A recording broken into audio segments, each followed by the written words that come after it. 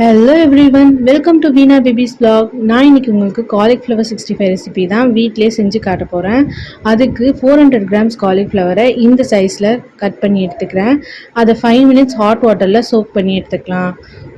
5 மினிட்ஸ்க்கு அப்புறம் water filter பண்ணிவிட்டு மசாலாஸ்லாம் ஆட் பண்ணிடலாம். மசாலாஸ்க்கு நான் இன்னைக்கு 3 டேபிள் ஸ்பூன் அளவுக்கு கடலை மாவு, 2 டேபிள் ஸ்பூன் அளவுக்கு அரிசி மாவு,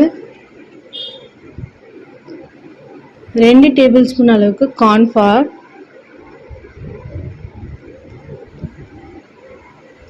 1 டேபிள் ஸ்பூன் அளவுக்கு வெறும் மிளகாய்த்தூள், 3/4 டேபிள் ஸ்பூன் அளவுக்கு சால்ட், அப்புறம் 2 டேபிள் ஸ்பூன் அளவுக்கு சிக்கன் 65 மசாலா சேர்த்துட்டு நல்லா மிக்ஸ் பண்ணிக்கோங்க. ட்ரையாக தான் இருக்கும், ஈவனாக ஸ்ப்ரெட் ஆகிற மாதிரி மிக்ஸ் பண்ணிக்கோங்க.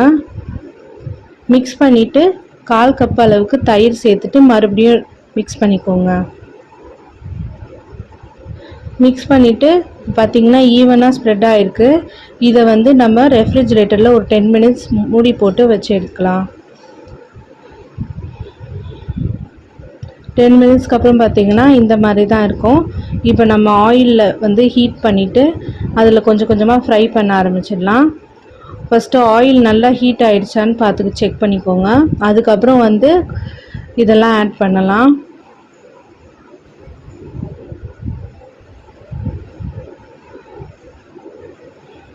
இப்போ பார்த்திங்கன்னா ஒரு 2 மினிட்ஸ் 3 மினிட்ஸ் நான் மீடியம் ஃப்ளேமில் குக் பண்ணதுக்கே இந்த மாதிரி கலராக வந்துச்சு.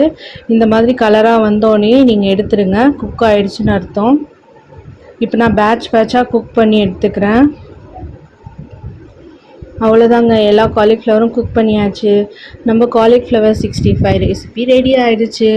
நீங்களும் இதை உங்கள் வீட்டில் செஞ்சு பார்த்துட்டு எப்படி இருக்குதுன்னு சொல்லுங்கள். ஃப்யூச்சரில் இன்னும் இந்த மாதிரி நிறைய ரெசிபிஸ் பார்க்குறதுக்கு வீணா பேபி விலாக்ஸை சப்ஸ்கிரைப் பண்ணுங்கள். இந்த வீடியோ உங்களுக்கு பிடிச்சிருந்துச்சுன்னா லைக் பண்ணுங்கள், கமெண்ட் பண்ணுங்கள். பாய்.